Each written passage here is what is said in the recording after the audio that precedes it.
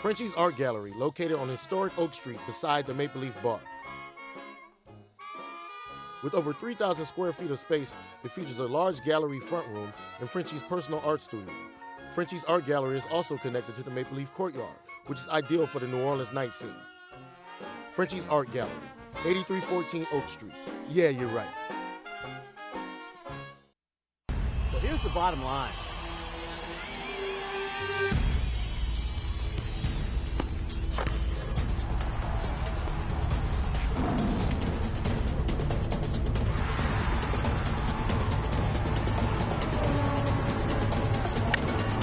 Well, it's funny that you say that.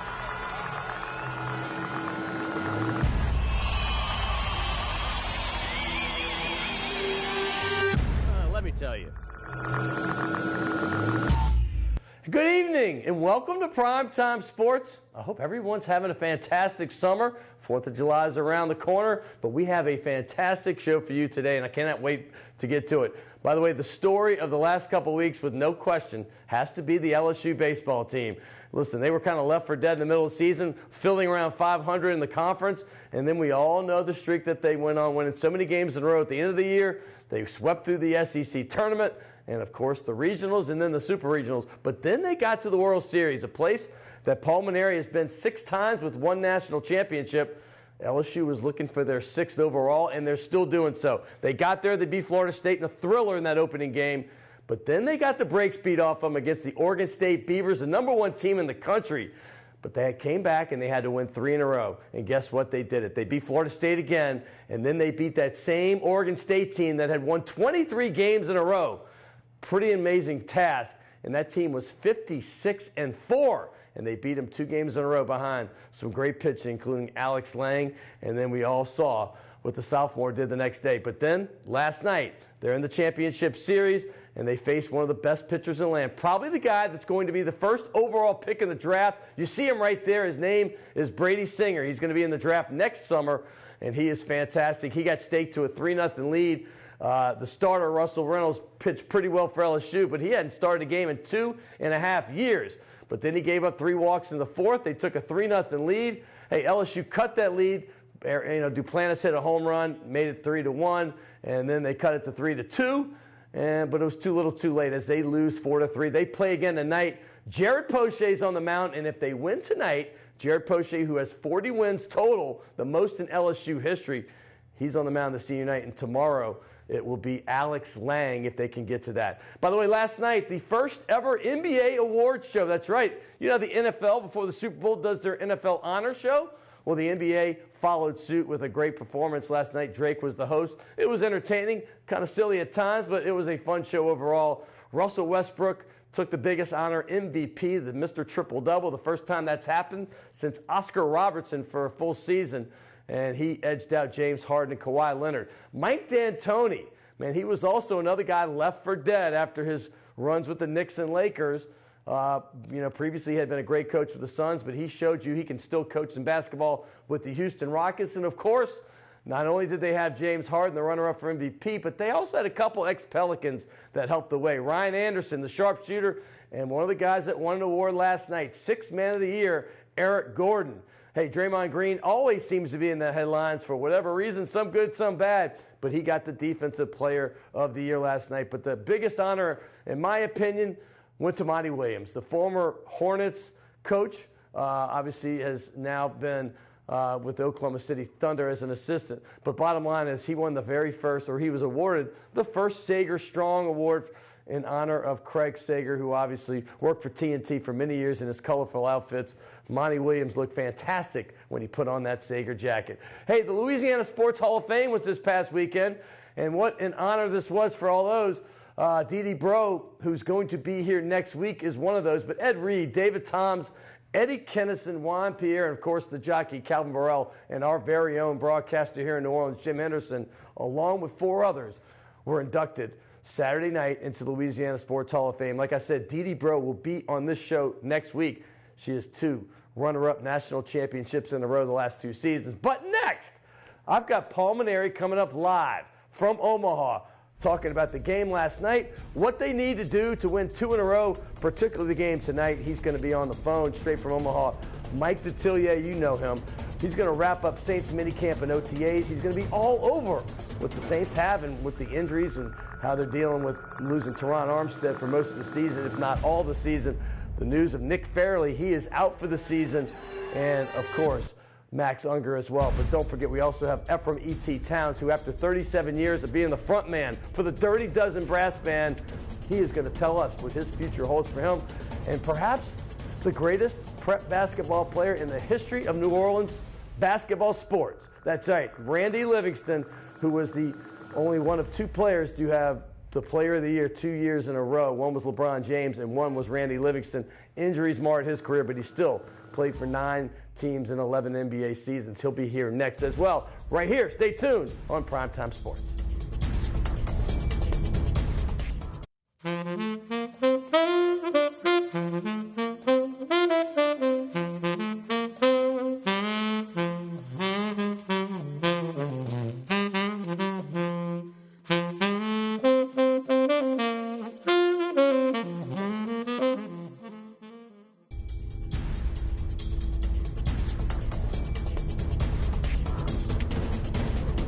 Welcome back to Primetime Sports. It is such a special edition. Of course, that was James Martin, one of the great saxophone players in the city of New Orleans. I love listening to him play. I just heard him play a couple weeks ago. Hey, by the way, our next guest, I cannot wait for this. He is the architect of one of the greatest runs I've ever seen in the history of college baseball. That is a fact.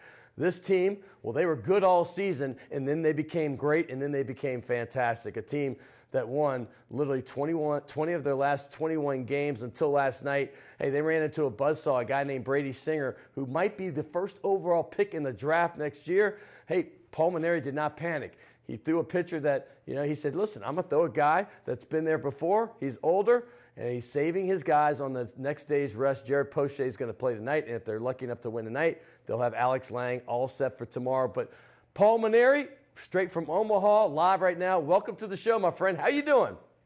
I'm doing good. Okay, Scott. A little disappointed from last night. Kids played their hearts out, and, it was a tough matchup, as you just described. But our kids hung in there, and they battled, and we were oh so close. I just thought they fought very valiantly, but yet it's a little disappointing when you come up a tad short. I tell you what, Coach, besides coming back, from around 500 season and finishing so strong, in the games themselves, this team never quits. They showed it again last night. They kept battling and battling, down 3-0. Obviously, the Duplantis home run cut it to 3-1. Then it's 3-2. They go down 4-2, and they're still battling. What is in them that gives them the feeling they're going to battle back every time they get down? Well, Scott, they're just a wonderful group. They're tough competitors. They're very coachable. They love to play together. Most importantly, I think they just love to represent the state of Louisiana and LSU. We have so many fans up here that have, made the effort to get here and spent the money to get here, and our players just want to make them proud.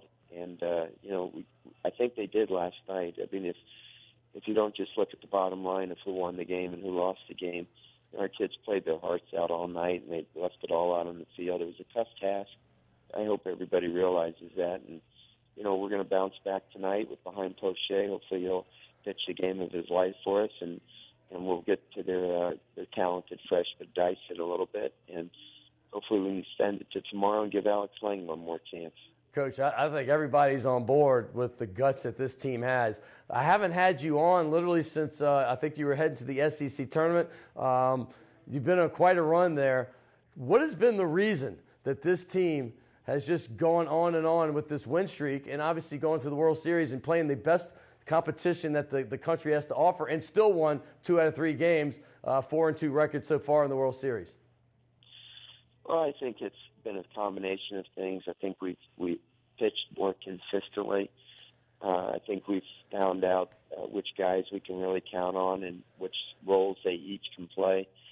And I think, that we're making our run now, and they knew it was now or never. There's been a sense of urgency, and we've got like I said, a great group of guys. We've got really good veteran leadership on our team. And they just kind of said, look, it's our time and we got to get going. And they've played great over the last couple of months. What has the leadership meant, Coach? You sat right next to me in this chair right before the season started back in February. You said, listen, this has a chance to be special. I have 4 guys that could have gone high in the draft last season. They all got picked high in the draft this year. They could have left. They stayed. You've talked about it many times before, but what has that leadership meant, not only for your team, but for the freshmen that have played so well on the LSU Tiger baseball team? Yeah, it's hard to describe really in just words, and you can't quantify it. Josh Smith having an opportunity to play next to Cole Freeman, Kramer Robertson, he's learned so much. And, then you take guys like Zach Hess and Eric Walker that are around Alex Lang and Jared Poche all the time, Hunter Newman. They learn from those kids, and one day they'll be the leaders. Right now they're the freshmen, but they have inordinate poise and composure. But I think with the guys that have been here, done that, they listen to them, and we have great leadership among the ranks. It's really been a coach's dream. Coach, you took Notre Dame to the World Series. You've done this a half dozen times with the LSU Tigers. This past week, I have to say, you've done some great coaching in your career, but this could be some of your greatest work, and I mean that from the heart. After the 13-1 loss, a lot of teams put the tail between the legs, they go through the motions and go on home. This team had an unbelievable task ahead of them. They had to beat a Florida State team that was looking to avenge the thrilling loss that they had the previous Saturday. You got that done. Then you go and play a team that was 56-4, 23 games in a row, had just beaten you pretty bad on Monday night. Talk about the last week, the run through Florida State and those 2 wins against the Oregon State Beavers. Yeah, I tell you, Scott, it's easy to coach when everything's going great. When you get your nose bloodied, I think that's the time when you really earn your pay. And, I'm just an optimist, and I believe in college athletics, and I believe that it tests men's character, and you either can make excuses and fold up and fade away, or you can take the tough road, fight back, and keep believing in yourselves. And this is what I try to impart on our players on a daily basis, so that when we do have a situation at a critical time like we did last week with Oregon State, or we do right now with Florida, that the kids don't lose confidence in themselves, that they don't start pointing fingers and blaming others, that they don't give up, and that they keep fighting. And this is what I'm supposed to do. I'm supposed to teach them these lessons that they're going to be able to carry through for the rest of their life in other situations. Fortunately for me, we have an awesome group of young men that believe in our program, that are very proud of our program, are proud of our school, and they're going to listen to me. And I that's why I don't have any doubt tonight that you're going to see a Tiger team go out there and lay it all on the line again. They're not going to dwell on yesterday. Yesterday's done. Can't do anything about it. Tonight they'll go out there and they'll put it all out on the field, and hopefully we'll score at least 1 run more than Florida tonight. What does it mean to have a guy like Jared Poche, a senior, has 40 wins in this LSU program, the most ever, to take the mound in this game that means so much for the Tiger hopeful? Well, you know that Jared is going to give you everything that he has. He's not the most talented pitcher that we've ever had, but he's the winningest pitcher that we've ever had. He finds a way, and our players love him to death because of that. And, I think he could go out there and be very successful against the Gators tonight. He's got to make big pitches. Alan Dunn will call a great game again. And if he makes the pitches, if we make the plays behind him, he'll hold them down, and we just have to find a way to get some runs against another great Florida arm. Win or lose, this has been a remarkable year. I'm just going to say this. The Tiger faithful that matter to me are the ones that are behind you through thick and thin. And, man, you have brought them a lot of thick, Coach. So we just want to thank you so much. Wish you the best of luck for this game that's coming up in just a few minutes. Thank you so much, and good luck tonight. Okay. Thanks a lot, Scott. That was head coach Paul Mainieri live from Omaha. Like I said, this game will have first pitch in literally about 45 minutes. So stay tuned for that. But coming up next, I've got a big show for you. I cannot wait. Randy Livingston, one of the greatest players in Louisiana sports history, any sport. He was a 2-time player of the year. That's only happened once before. Once really after him, it was LeBron James. So that's some rarefied air. Also, E.T. Ephraim Towns. He is a guy that has 37 years as the front man for the Dirty Dozen Brass Band. He is going to come up later and tell you why he is going out on his own. But coming up next, right now, I've got the football guru of Louisiana. His name is Mike Detillier, and we're talking all things Saints next, right here on Primetime Sports.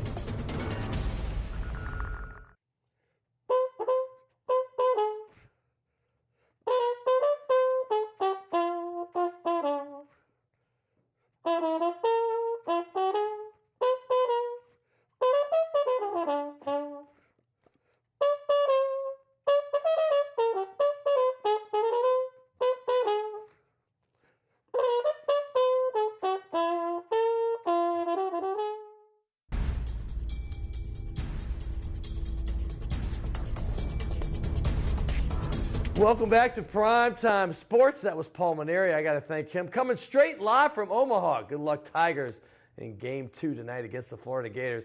Hey, Saints fans, you've been waiting for this one because I have Mike Detillier, that's right, of the M&D Draft Report. You know, that's the great NFL Draft Report that he brings up every year. We had him on right before the draft, and one of the guys he said the Saints should take a look at, that's right, third-rounder Trey Hendrickson from Florida Atlantic, a defensive end, and lo and behold, the Saints take him in the third round, just as he predicted. So Mike Detillier knows what he's talking about. Last year he said it's a done deal. They're going to take Sheldon Rankins. Guess what? They took Sheldon Rankins. And here he is again. We're going to talk about minicamp, what he's seen, OTAs as well, obviously, and what to look forward to in training camp coming up in just a few weeks. Mikey D., so good to have you back on the show. Good seeing you. So great to have you. Let's just jump right into it. You were busy. You've been busy. You're always busy. You're busy writing that draft report out, obviously dealing with the draft and the after stuff and going to Saints practice, but you're also going to camps nonstop, man. You just finished the Manning Passing Academy, which we all know that you're there, and that's such a great event. But you also had a youth camp you just finished going to right after that. And even before that, you had the offensive and defensive line camps all in Thibodeau. Right. Talk about what your last few weeks have been like, my friend. Well, listen, it's unbelievable for that little slice of the world. The biggest offensive defensive line camp in the country. Right. We had 444 kids there. Wow. And that's from Friday to the Tuesday. We have one day off. Manning starts the Thursday. 1,200 kids, 47 states. Oh, my goodness. From across the country. Great consulates, and may have well had the first and second pick of the 2018 draft, and Sam Darnold from USC and Josh Allen from Wyoming there. And then yesterday we had the youth basketball camp at Thibodeau Regional Medical Center, who has their own little basketball court. And we had, I think, 114 young men and women getting taught basketball by the coaches at Nicholls State University and some of the high school coaches. So it's been great. Everybody knows Darnold now. He's the Heisman darling for next season. No, they should have done a commercial for him. Right. His first comment to me is, listen, I got to tell you, because he knew my connection with Coach Jenkins. Yeah. And Coach Jenkins said, go find Mike. And his first comment is, I love South Louisiana. Nice. I love the food. Nice. Nicest people in the world. And I, kind of grew up in the Los Angeles area, and I live there now. Man, the big city's mean. But the people here are great. He did a great commercial for South Louisiana. Well, God bless him then. Sam Darnold, we love you, although we do want Darius Geis to win the Heisman. All right, moving forward, let's talk about this Saints team, and it's the news of the day. Yesterday, it was the bad news finally came in. We feared it, but Nick Fairley is out for the season. That means you've got Teron Armstead, who was out at least till midseason, and you know how that works with the Saints. It could be the entire season. You have Max Unger on the offensive line at center, the anchor of the offensive line, who's out at least until the season most likely. And that keeps getting pushed back. That's my point. And that's $30 million worth of beef, basically, per year. Yep. That's on the shelf right now. What does this mean for the Saints, and particularly Fairley's loss? My dad, God bless him, used to always say, if you believe in omens, this wouldn't be a good one. Yeah, we've had a lot of bad omens going into seasons lately. That's not good. And certainly you wish the best for Nick. And I'll say this about him, and having watched him from Auburn, Detroit, Rams, Saints, he was an inconsistent player. Right. But he was the most talented interior defensive lineman the Saints have had since Leroy Glover. He was that good. Wow. You can't say, well, we're going to replace him with Tony McDaniel. I've seen some of that foolishness. Tony McDaniel's been a journeyman player who's been a run stuffer. He takes away that element of that big-time pass rusher in the middle and takes away what you would have done teaming him up with Rankins to rush up the middle. That's a huge loss for the Saints. And, certainly we wish him the best with his health. But from a football standpoint, to have this news go down this late is really, really tough for a team that doesn't have a lot of signature players on the defensive side of the football. I was telling you, Coach Nielsen, Ryan Nielsen, who I've known since he was a defensive lineman at USC, played for Coach O. Coach O hired him at Ole Miss. Now he's with the Saints. First thing he told me was, man, I love what I see from Rankins, Onyemata, smart players, real quick, athletic.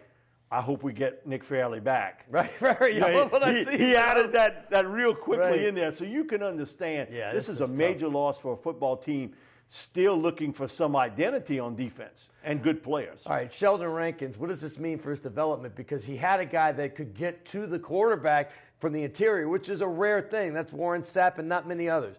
Now he's got a guy playing alongside him, likely more going to be a run stuffer or clog the middle type guy. What does this mean for Rankins in his development in year 2? There's no red shirt. Listen, you got to play and you got to be an impact player today. They wanted that from him. That's why you picked him in round 1. But his development now, because of the injury, he didn't really play a full season in the NFL. He just had a partial year. He's got to become the big-time guy in the middle, Scott. There's no question about it. He's got to become what Nick Fairley was a year ago. He's got to be that player in 2017 and also protect your middle linebacker. They've got the right guy there in A.J. Klein. Yes. But for me, that's a major loss. And now you've got to reshuffle the deck a little bit on what some of the things you would have done in the middle. Because remember, at times, Fairley was playing out on the edge. Yes. So, that sort of thing, it really hurts. And when you talk about losing him, Armstead for maybe half, maybe longer than a season, not having Max Unger in the middle, your strength you thought was your offensive line. Right. Now that's put a big ding in it also. I want to get to Klein. I want to get to that offensive line in a second. But while we're talking defensive line, I want to stay here for one quick moment. We know we got in Cam Jordan, right? You think you have a player in Rankins. And the other side of Rankins is a little bit, who knows who that run stopper is going to be. But on the left side, the side where you want to have the pass rush edge guy, you brought in Alex Okafor, who plays outside linebacker, defensive end hybrid, whatever you want to call it. You also got the rookie we just talked about, Trey Hendrickson. And you also have a guy you drafted very high 2-3 years ago in Ho'oli Kikaha. Talk about that trio and will one of those guys emerge? Because it always seems like the Saints are looking for someone to emerge out of 3 or 4 guys, and it really hasn't happened a whole lot lately. Well, it's defensive end by committee. Right. So what you hope to do is to get as many sacks from those 3 as you can from Cam. Because that's what you're going to look at. To me, Kakaha is a situational player. If I see him with his hand in the dirt, I'm running right at him. Right. Okafor is the key here. Because this is a guy who has put up really nice numbers when he's been healthy. Yes. Hendrickson, to me, is the wild card because he can give you some edge pass rush. But the key guys up front to develop, you got to keep Alex Okafor healthy. Watch David Onyemata. Yes. I'm telling you, yes. He's the guy that I think if you got to put a star alongside of his name with an arrow, it's him. I think he's got a chance to be a special player in the NFL. Yeah, the kid from Africa who went to college in Canada and the Saints. A lot 6 of people years ago, he didn't even know what a football was. Didn't know what the shape of a football was. He's like, he would have, this is nothing. He might know rugby. But I see him at the Bromart, by the way. That's just a plug. I see him they're not one of my sponsors, but I see him at Bromart all the time. So I know he lives in River Ridge, not far from the Saints facility. All right, speaking of, I said I wanted to talk about A.J. Klein. There were a lot of linebackers being brought in, the Manti Te'os and everybody else, the draft pick, Anzalone. What makes Klein special, and why is he starting in your mind? He's athletic. He knows where the football is going to end up, and he knows what to do on every play. Okay? You just can't do it every once in a while. You have to do it every play, knowing what you have to do, and he's good in the coverage part of the game. Now, he backed up the best middle linebacker in the game. Luke Kuechly. And Luke Kuechly. No question Player about it. Player of the year. And the loss here is that if something happens to Kuechly again that he would have a concussion. You don't have that guy that can slip right in. He's going to come in here. He's going to be the leader on defense that they had hoped Laurinaitis could be. We talked about it last year. He's got the mental part, but does he have any gas left in the tank? He didn't.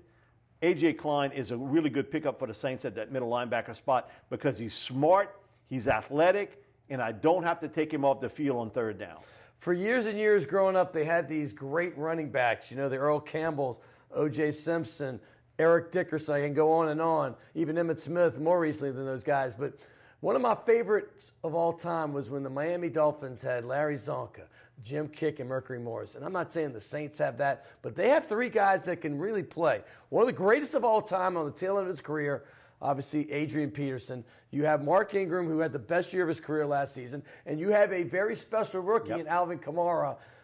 Talk about the touches that these guys get in your mind. How do you envision it? I think it's going to be game to game. It's going to be different of who has the hot hand on that part. I can't see Adrian Peterson for any length of time being a backup. Come on, he's never had that position. No. You can say that, but that's not really reality here. Right. The thing about it is, at 32 years old, he's got more carries than Jimmy Taylor, Paul Hornung, Larry Zonka, O.J. Simpson, Earl Campbell did when they retired. Wow. How much more does he have left in the tank? He looks like he's carved out of stone. I mean, he looks great. Yeah. But Jimmy Taylor told me the best condition I was ever in my last year with the Saints. Yeah. Until I got hit. I didn't have any more. So we'll have to see how much left he has. But if he's even 70% of the guy that was a 1,100-yard plus rusher 2 years ago, you've got yourself something there. And my thing is, you know what? It sets the tone. Run the ball early in games. How many times have we seen this football team, they run the ball 12, 14, 16 times total in a game? Come on, bring that up into the mid-20s. Keep your suspect defense off the field. Play a little keep away. Run the ball. Kamara's going to be a nightmare to cover downfield. He hasn't been hit yet coming off the line of scrimmage, but you can see the speed, the quickness. Yeah, he's got it. He's got one step fast, and he can catch the football well. And Mark's a good all-around player. I think Drew Brees would say, if there's one guy I want on the field on third down to protect me, it's Mark Ingram. He's the best pass blocker of all of them up front. Really solid inside runner, good edge runner, and he has shown he can carry the ball in the red zone. Split it up. Yep. Injuries are going to happen. It's not a might. It's when. Right. And so I think the distribution part, that'll change from week to week. Mike, I get accused of being the most optimistic half-glass full guy in the city of New Orleans in the media. However, I've been pessimistic, and I've been getting chewed out on Twitter by it because I have seen the history lately of Saints players getting hurt and saying they might come back and don't come back. So when I heard Armstead might come back midseason, I'm like, I don't see it happening, but I hope it happens. I really do. But if he doesn't come back, do you think the rookie Ryan Ramczyk out of Wisconsin, the second first-round pick, can handle the duty? Man, I ain't picking him to drink Gatorade and put a cap on his head. He's starting at left tackle. If he's healthy, man, all this stuff about swinging this guy over and that guy over. No, make one move. Ryan Ramczyk has played left tackle all of his life. If it's been all the little minor colleges, Wisconsin, he's your left tackle. He's athletic enough and smart enough to do it. All I know is flip that tape on. How many times did Arden Key line up against him? Right. A couple times, and then all of a sudden he's moved to the other side. Right, you're right. right. Ramczyk was kicking the stew out of him. My thing about it is, if he's healthy, he's your starting left tackle. He can handle it. That is not a question with me. My big question mark is at center. What happens there if Unker can't ring the bell, so to speak, day one? Because I learned this from Buddy DiLiberto years ago. When a team loses a center, they lose 80% of their games week one and at least 70 week two. So when you got a new center in there, it changes up everything. They're the quarterback up front. It's not a good sign for the Saints. And you're the quarterback in this studio, my friend. Mikey Good seeing you, D, brother. by the way, I wish I could talk all day with you. You know, we got a guy named Randy Livingston coming in. I got to give him Randy a little can time. talk too now. Randy can talk too.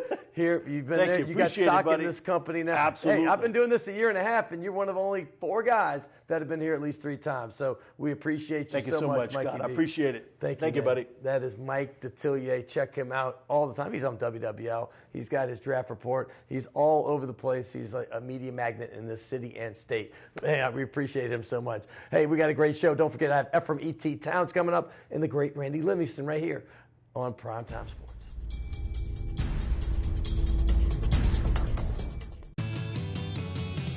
Rock and roll will never die. It's old New Orleans, my, oh my. Come on, baby, let's go rock and roll at the city lane. All night, let's roll, let's rock and roll. Baby, do the rock and roll. At mid-city lanes, the home of rock and roll. The owners of the Detillier Wine Bar on St. Charles Avenue have opened up their newest creation uptown on Maple Street called Chez Detillier, a new local wine bistro featuring a larger menu of small and large plates, a brighter atmosphere, and full table service. Additionally, patrons can enjoy a large patio out front as well as an extensive wine list offering selections from around the world. It's Chez Detillier, 7708 Maple Street between Carrollton and Broadway. Crescent City Steakhouse, a true neighborhood restaurant operated by the Vojkovic family since 1934. It is the oldest steakhouse in the city of New Orleans. Serving only hand-cut, prime-aged, corn-fed beef for over 80 years, Crescent City Steakhouse has become a dining destination for both die-hard locals and adventurous travelers who seek traditional, timeless New Orleans cuisine. Crescent City Steakhouse, 1001 North Broad, on the corner of St. Philip, in the heart of New Orleans.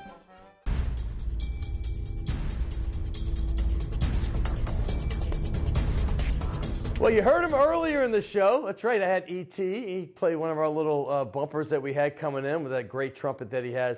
But here he is live again, the second time I've had him sit down. He also was on the original, very first show, the one with Delvin Breaux, Jabari Greer. He was in the band. Remember that? The Soul Brass Band with James Martin and Derek Smoker. Well, he's back, and he has a big announcement. That's right, after 37 years. That's a long time. He had been with the Dirty Dozen Brass Band. He obviously joined them when he was like 2 years old or something. But he has just left to go on his own. He has been the front man of that band for many, many years, and he is one of my favorite human beings in the city of New Orleans. His name, Ephraim E.T. Towns. He's well known, and it's almost like he's got the shackles off because he is free, and he cannot wait. Good to have you back, my friend. Hey, good to be back, Scott. It's always a pleasure, sir. I've got to start here, man. I mean, the question, because people know you around town, the people in the music scene, you are now on your own. Dirty Dozen's kind of an institution in this town. It is. What prompted you to move on? Well, some things happen, everything happens for a reason in life, for some reason, I guess, sometimes, the Olympic torch don't burn forever. And I had some more, musical endeavors that I really wanted to, pursue, and now I have the chance to pursue them, and I'm glad I got this opportunity to do some of the things that I've always been wanting to do. I mean, marriages rarely stay together 37 years. You're right. Band members, I mean, you have some bands that are lifelong bands, but they don't always get along. Kind of take us into what it's like to be a part of a band where they have so many different personalities, especially your band, because you've had a lot of moving parts for a lot of years. Yeah. What's it like inside that machine? Oh, it's kind of crazy, It's like it's brotherly love, You got people that really can get the closest to you, and in life, there's always the people that get closest to you can make you feel the best and the worst sometimes, So with that said, it's a brotherly thing, It's a like love-hate relationship normally with bands. I mean, I'm looking here, and you may be on the left in some of these shots, but make no mistake, I've seen your band play a couple dozen times. You see, I got dozen in there. Yeah. At least, maybe 3 dozen. Point being is, you are the front man of this band. What are they going to do without Ephraim E.T. Towns? Well, I'm going to put it like this. I hope they do very well for themselves, and if they do very well for themselves, and they justify some of the moves that they made, and if they don't do well for themselves, well, you know what? I like to say, damn, I wasn't getting paid enough, and I should have been left. Right. Right. Well, what's the next step for you? What you got? Next step, I'm writing a lot of music, and I've been writing music for a while, And my first musical endeavors, right now, I did. One of the guys in the band used to always say, like, oh, man, everybody in this band wrote songs but him. And I said, who is him? You. So you're trying to be a little sarcasm there, So I finally wrote my first song called Tomorrow. Right. But even before Tomorrow, I had a whole bunch of songs I wrote, but it has no beginning, no ending. I used to just call it this one long screwed up song. Right. So now I'm learning how to, like, really, take a song and, actually tell a story without having to do it. Just writing a book within a few short strokes, So now I'm learning how to do that pretty good, and it's been really, really, really fun. And it's amazing how people look at you when you just write a song. I never really thought it was, so. But apparently, give us 20, 30 seconds of something right now. What you got off the cuff? Because this guy improv is as good as it ever gets. This is a tune I wrote for my grandson. He's 3 years old. His name is Livingston, and so this is called the Livingston tune. All right.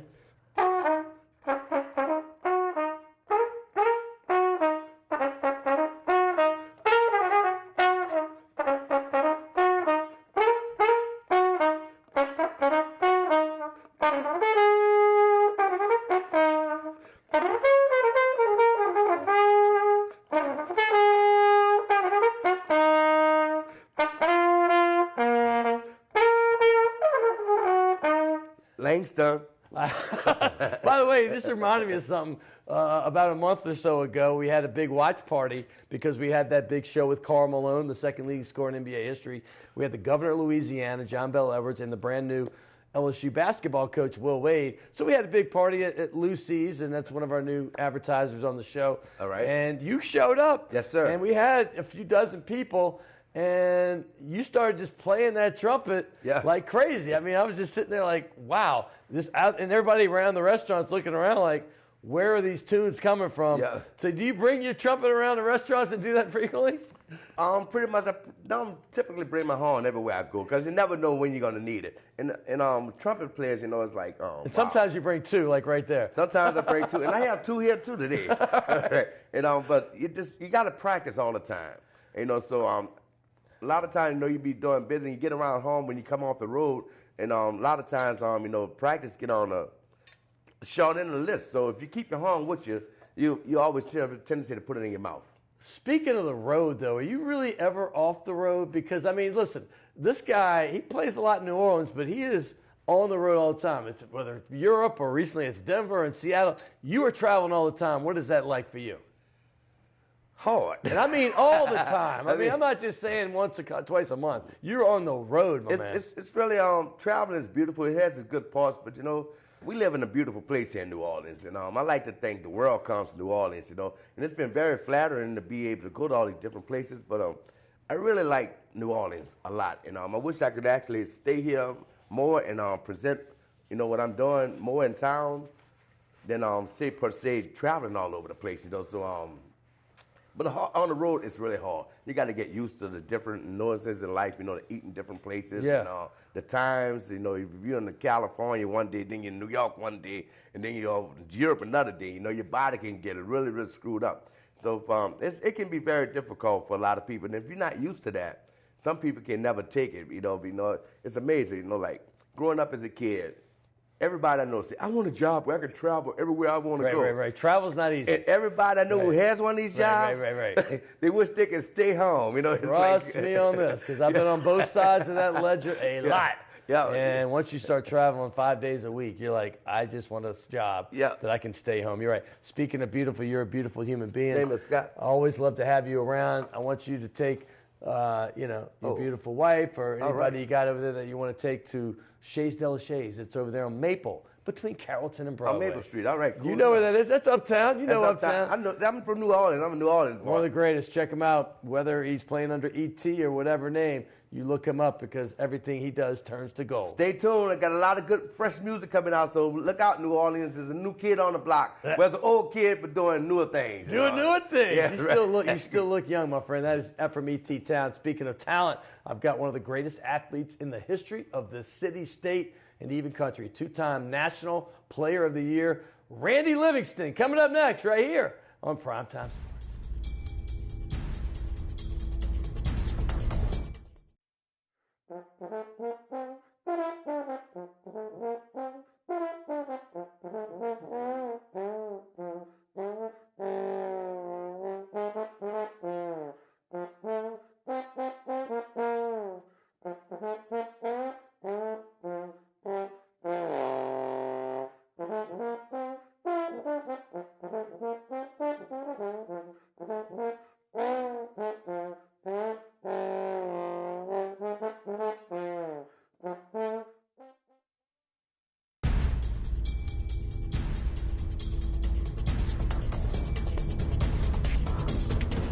Welcome back to Primetime Sports, and I'm not saying I'm saving the best for last, but when you're a two-time National Player of the Year, maybe this is save best for last. His name is Randy Livingston.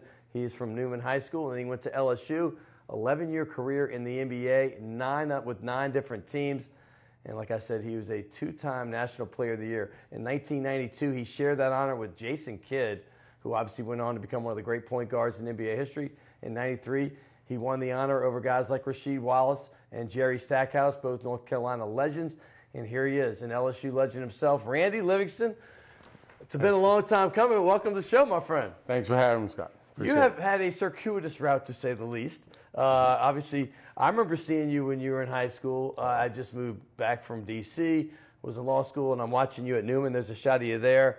And the first time I saw you, you had a guy named Peyton Manning on your team. Yep. And then the second time I see you, it's in the playoffs, and it might have been the following year, or maybe the same season, I don't remember. But Peyton Manning is in the stands, and he's watching the game, and he's stewing. Tell people what happened there, because you were teammates with Peyton, but all of a sudden you weren't, and he was still in school. Well, we definitely were teammates, and he was actually a really heady basketball player. Yeah, he was. And a good player. But I think he chose the right sport. Did he pick it? Did he pick it okay? Yeah, I think that went really well for him. So he made a good choice. By the way, I mean, when you went to Newman, I mean, they had a guy named Sean Toohey that had played there. Mm-hmm. But the names Manning, Peyton, you know, that wasn't well known yet. Obviously, his dad was well known. But Eli Manning goes on to have both two-time, not just Super Bowl winners, but two-time MVPs in the Super Bowl. Well, at least one of them was a one-time MVP. The other was two-time. But then you also have a guy named Odell Beckham Jr. But when you went to school at Newman, did you have any idea that y'all were going to put out athletes like yourselves and these others? No, not at all. And I think I saw one of these lists that said, you know, the best high school talent, producing talent, and Newman was on the board. And I was like, wow, Newman's not made for that. But they're made for 1,500 SAT scores, right? Totally agree. But, you know, to put out that caliber talent, or, you know, it's like once in a lifetime. And, you know, here it is. We had, you know, a good run there of years of, you know, consecutive Gatorade Players of the Year with myself and then Peyton. And then what Eli and Odell's been able to do, you know, it's been awesome. So it does show there's some athletic, you know, talent that Newman produces. Before I get to the rest of your career, what are some of your fond memories of Newman as a whole, whether it be athletic or just, you know, maybe being on campus? What do you think of first when you think of your time there? No, it was a great experience. One, I think from a social aspect, you had a kid like myself coming up from the inner city in New Orleans, then going to Newman, being around some of the elite people in the New Orleans community. So it was an awesome experience. Playing for Coach Billy Fitzgerald was probably the highlight. You know, he was one of the best coaches, I would say, even I say to this day in my career. Yeah, he was unbelievable, wasn't he? Oh, he was unbelievable. I remember Coach Floyd used to come over and still plays when he was at UNO. So right. Coach Fitz did a tremendous job, and just being with the student bodies and the athletes, those lifetime memories and relationships still last till today. What is it with Newman coaches? Because I just had Del Dimps on a couple weeks ago, and he says that Alvin Gentry and him stole a couple plays from Jim Tillett, and they call it Newman when they run it, inbounds plays. So obviously Newman has produced some great coaches, and Billy Fitzgerald's at the top of that list. Oh, definitely, no doubt. And I wouldn't be surprised because Coach Tillet's, you know, he's coached for a long time. I remember when he was at De La Salle and then coached in college basketball. He's one of the best out there. So that doesn't surprise me that they have stole some players. Well, when you were coming out of high school, I mean, listen, I mean, Jason Kidd, when you're a junior, that just doesn't happen. I mean, when you're co-player of the year with the guy that everybody, you know, knew was going to be a Cal for a year. And back then, one and dones weren't happening. I mean, yep. Jason Kidd was one of the first that kind of went to school and then he was out. But when you started getting honors like this, and I know you played AAU ball and you're around other great players, but I mean, when did you start realizing, man, I really am among the very elite and the best in the country? Well, I think, you know, being locally, you played AAU and we won some national championships. But I think there was a tournament that stood out more than anywhere. We played in the Boston Shootout, and it was basically a young Dwayne Spencer. Kerry Kittles was on that team, who turned out to be a good professional player. Phenomenal, yeah. And great guy. And we went up and we played against the best of the best. We beat Juwan Howard and a Michael Finley Lake Chicago team. Yep. And I think at that point, I knew I had a chance to be really, really good because they were the cream. They were 2 years older than me, and we beat them, and I had a great tournament. So, and after that, I just continued to play well. And, you know, I tell people today I do share honor with LeBron, that being only 2-time players of the year. I mean, that's amazing. It was a great time in my career. It just doesn't happen. I remember when LeBron was like a first-team All-American as a sophomore, and I had David Lee on a show I used to do in Atlanta. He was a senior, and he's like, what's this sophomore doing on this list? Because he was a second-teamer. And I'm like, trust me, you'll know about LeBron James soon enough. No question. But the fact is, you could have gone anywhere. I mean, back then, NBA, you know, from 95 when Garnett started to 2004, a lot of the cream of the crop were going straight from high school to the NBA. They weren't doing that before that, except maybe a couple times in the 70s. However, you had your choice of colleges, North Carolina, Duke, Kentucky, whoever you wanted to go to. Had an open scholarship for you, of course. You chose to stay home to LSU. You just mentioned to me that you spent some time with Dale Brown yesterday. Talk about why you went to LSU and then your relationship still 25 years later with this great man, Coach DeBrown. Yeah, no, it was I think my dream school was always North Carolina, and obviously Stackhouse and Rasheed, we had talked about going there, but, you know, Coach Dean Smith, legendary coach, you know, had a rule about playing freshmen, and Michael didn't play as many minutes as he wanted to, and I think Derek Phelps was the senior point guard, and he was basically said you would back him up, you wouldn't start. And he was honest with you? Yeah, he was very honest, but I said if I competed every day and beat him out, I wanted to be rewarded in my eyes and in my brain. And he said still wasn't going to happen. You're the 2-time player of the year. You should think like that, right? Yeah, so, you know, that made it tough, you know, because that was my dream school. And then it really came down to LSU in Kentucky. I think Coach Pitino was at Kentucky at the time, and they were really building that program. But for me, it was like, why go away to an SEC school when you had one here? And that made it easy. My brother was up in Baton Rouge. So, you know, the decision was, you know, based on, you know, me going, spending time with Coach Brown. I had a great relationship with Coach Johnny Jones. And, you know, it was an easy decision for me. It was probably the fastest, how I looked at it, the fastest track record to get an NBA. Well, think about it. I mean, Shaq was there a year earlier, first pick of the draft. Chris Jackson, Mahmoud Abdul, third pick of the draft. It was a pipeline to the NFL, I mean, the NBA. And so it's totally understood. But your relationship with Coach Brown is still very close? Yeah, still very close. He's a mentor to, you know, all of his former players. He stays in touch. He's emailing us constantly. He finally learned the world of email. He used to just forward every email, but now he's gotten a lot better. He's really good on it, and you know, we look up to Coach Brown a lot. He's done a lot for this, you know, whole state of Louisiana and basketball in general in the world. So we have a great relationship, and you know, he's always around to talk. You know, if you're ever having problems, talk basketball, talk life. You know, he's a great man. He's as good as it gets, and he's shared it with not even great players, but other students like myself. I mean, he is a guy you can lean on. But I'm going to say this: the one thing I've always loved about Coach Brown, no matter if you were the water boy, the manager, the last guy on the bench, or the superstar like yourself, he knows exactly what you're doing today. And he takes pride in knowing what you're doing today, and it remains in everybody's lives, right? Yes, he does. I mean, he's one of those guys. I mean, we always talk about, you know, Dale Brown, the motivator, but, you know, Dale, you know, like I said, he sends emails to me personalized, but he sends it to everybody. He always knows what's going on in people's lives and wants to be involved and just wants to help. He's a very, you know, generous person by his spirit, by his nature, and you know, we miss him. I mean, I think the basketball world misses him because he was so, you know, that type of person. And I mean, he got people out of jail. That, you know, he was involved with people that had severe cases. He cares really, really, really a lot about people. The injuries wiped out a lot of your career at college. Obviously, you missed your entire freshman year. People got the glimpse of Randy Livingston. Finally, I think it was like a 15-game stretch where, man, you were averaging 15 points. You're getting 10 assists a game. I mean, that doesn't happen in college, okay? Like 3 steals a game. You're getting 4 boards. That was a Randy Livingston. All of a sudden, you have another knee injury. At some point, do you say, why me? Because you not only had one knee go completely, you had the other one as well. Yeah, it was a tough break. I mean, I think, you know, to go from all my high school career, all the AAU that I played, to not have really but a little small ankle twist, and then have a severe knee injury. That was tough. And this is a true story this year. This was the first year being on Coach Jones' staff this year that I was actually back in Arkansas.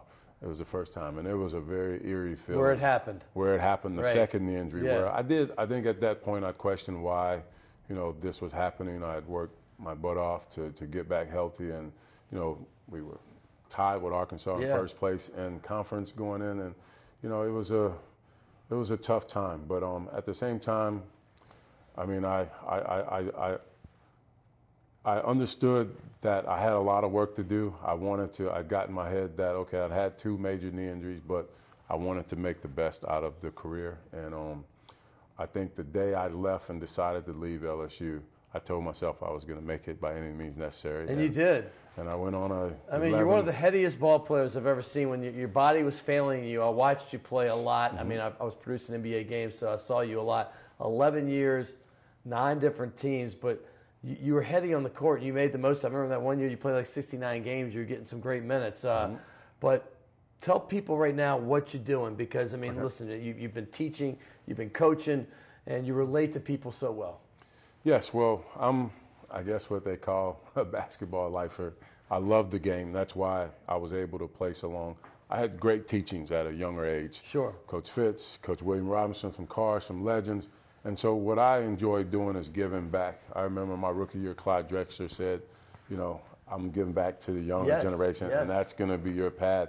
And I didn't know it was going to happen so fast, but before you know it, you have an opportunity to be involved in young men's lives. And if you can make it easier for the next generation coming up, I think we all owe that to the sport or whatever you do business-wise. And so I've made it a point to teach and, grow the game as best as possible.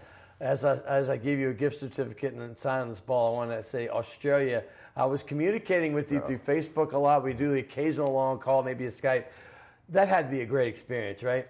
An incredible experience, and just to see the growth and talent that Australia has produced. Yes. The Ben Simmons, the Dante Exum, and Jonah Boulder getting drafted, all those guys I knew 15, 16 years old.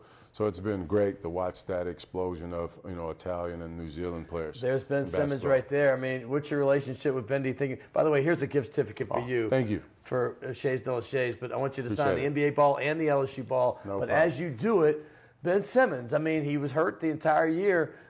Did you give him any advice of how to get through? I personally didn't give him advice, but I think the Philadelphia 76ers did an awesome job with, holding him out. Holding him out, right.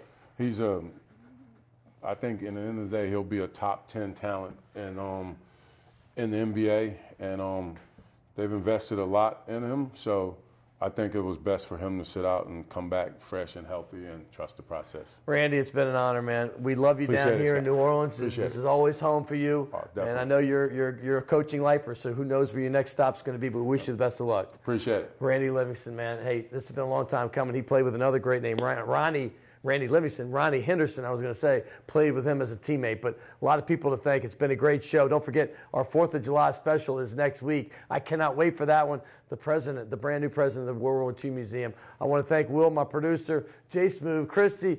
Happy birthday, Redhead Tsunami. She just turned 29. Phenomenal. And also, of course, Kenny Juno. I want to thank everybody at CST and WLAE. Have a great week and enjoy your 4th of July weekend coming up.